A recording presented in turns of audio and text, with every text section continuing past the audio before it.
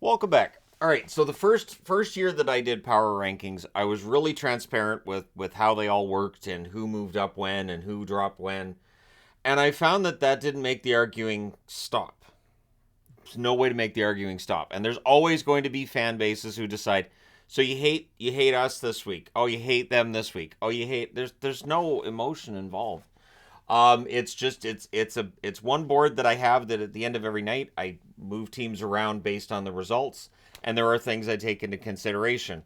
The one thing that I also am aware of is that for fans of one team, that's what they're looking at. So they may not be paying attention to the rest of the, and they don't care. So if your team goes 3-0, but all the teams around them in the power rankings also go 3-0, they don't care. They're like, "We'll move all of us up then."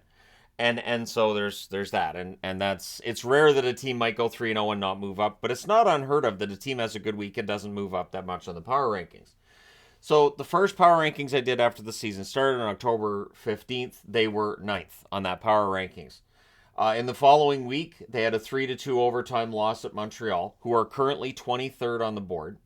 They had a 6-1 win then against LA, who are 20th on the board, and they had a 6-3 win at Columbus, who are 27th on the board. So they ended up 10th the following week, meaning somebody passed them. So they were 2-0-1 that week, somebody passed them. The following week was a rough one for Pittsburgh. They lose at Edmonton, a number 12 team on the board, 6-3. They lost against number 19 Calgary, 4-1. They lost against number 24 Vancouver, 5-1, and number 11 Seattle, 3-1. So those four losses dropped them 5 spots. And this is where, with the power rankings, four losses against teams that are below you on the power rankings would cause, on other power rankings other people would do, cause Pittsburgh to drop much further. And I did see Pittsburgh drop much further pretty quickly on certain ones and then rise way too quickly as well. The following week, they lost in overtime versus Boston, so that's a home game. Boston third on the board. That was a 6-5 loss there. Then they won or lost at Buffalo 6-3. Buffalo, of course, number 22 on the board, and they lost at home against Seattle 3-2. So those are back-to-back losses against Seattle. With those 7 straight losses, they were 22nd in the November 5th power rankings. So that's the bottom, is 22nd. And I remember saying for that power rankings video, they're not staying down here. And at no point in time in any of these power rankings did I say, well, looks like Pittsburgh's missing the playoffs this year, because I know better. So the climb begins. First, they win at Washington, 4-1. Washington, 21st on the board. And when I say currently, this means the last power rankings I did. That's not where they are currently on the board. The current power rankings are different than the ones on Saturday, which is why I stopped answering comments as of Monday, because the power rankings board's already changed. But at any rate, then they won 4-2 at Toronto, who are currently the number one seed. And then they lost in overtime at Montreal, who are the 23 seed, by a score of 5-4. So they moved up. They were 2-0-1 that week. They moved up to 17. Then the following week against Toronto at home, they lost 5-2. They won against Minnesota in Minnesota 6-4. And they won 3-0 at Winnipeg.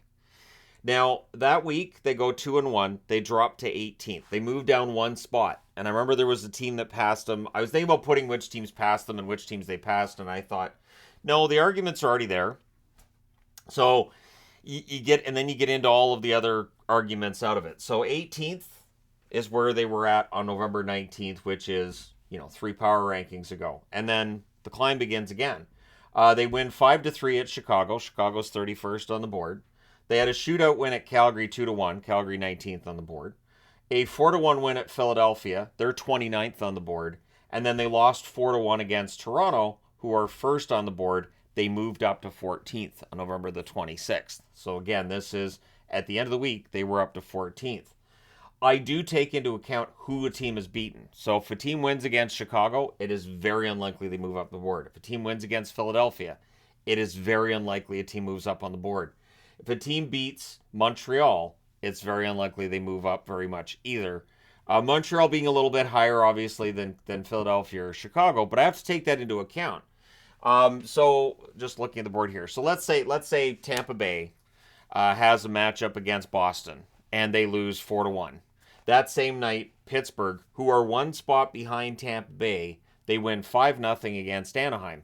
Does not necessarily translate that means Pittsburgh has to pass Tampa.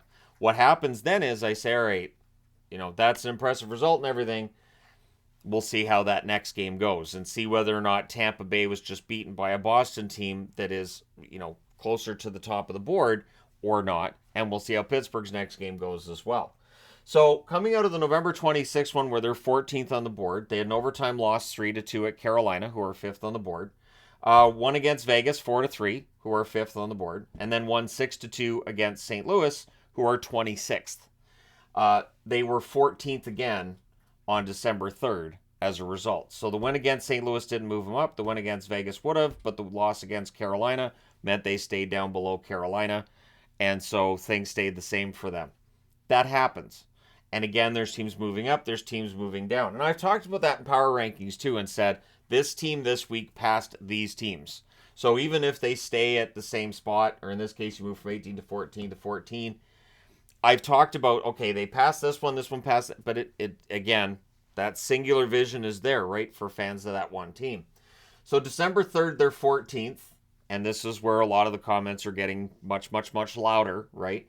And again, I'm not saying that I don't understand, but at the same time, for me, I'm looking at the results and saying, all right, I'm okay with where they're at on the board right now.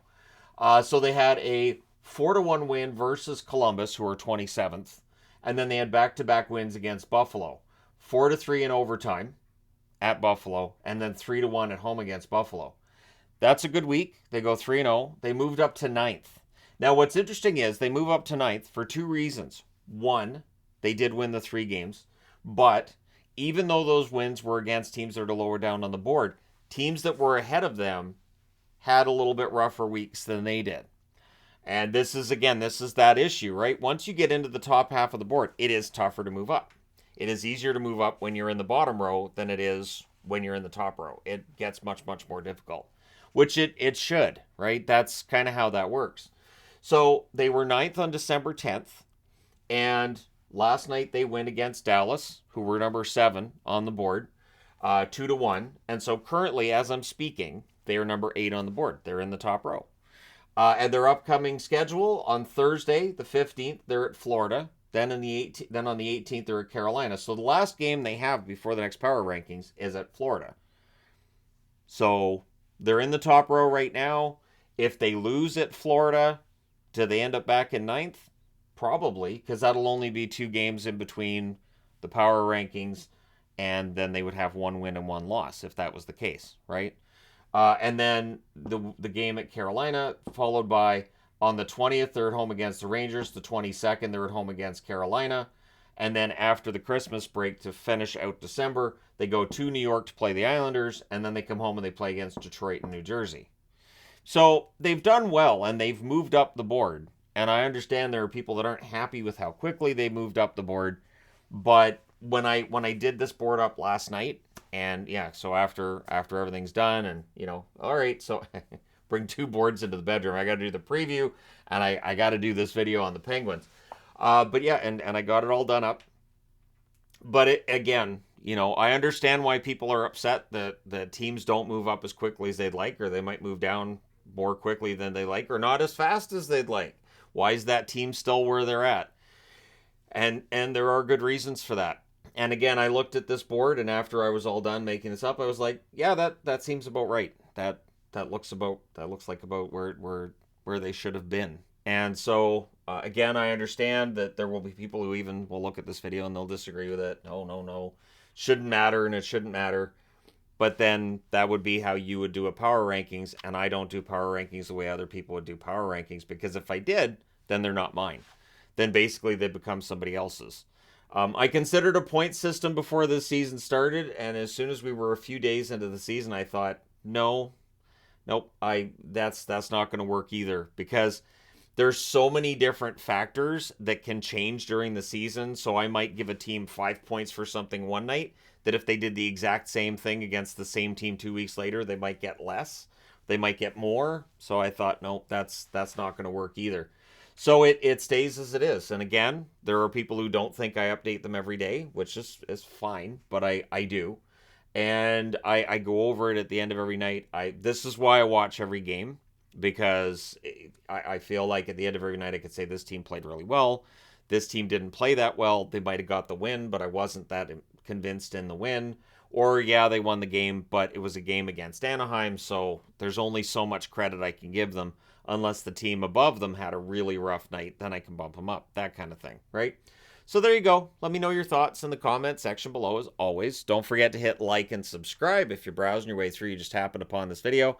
And by all means, if people want to continue on about how much I hate certain teams and that's why they get, that's okay. But according to the comment section, if a team beats the Canucks, then that means I really hate that team. Or if they beat the Bruins or Dallas, which means every single team in the league, and Vancouver, Boston, and Dallas would kind of have to be top 3 in the power rankings every week. And I'd have to come up with some weird alternate universe excuse for why those teams were top 3 that week.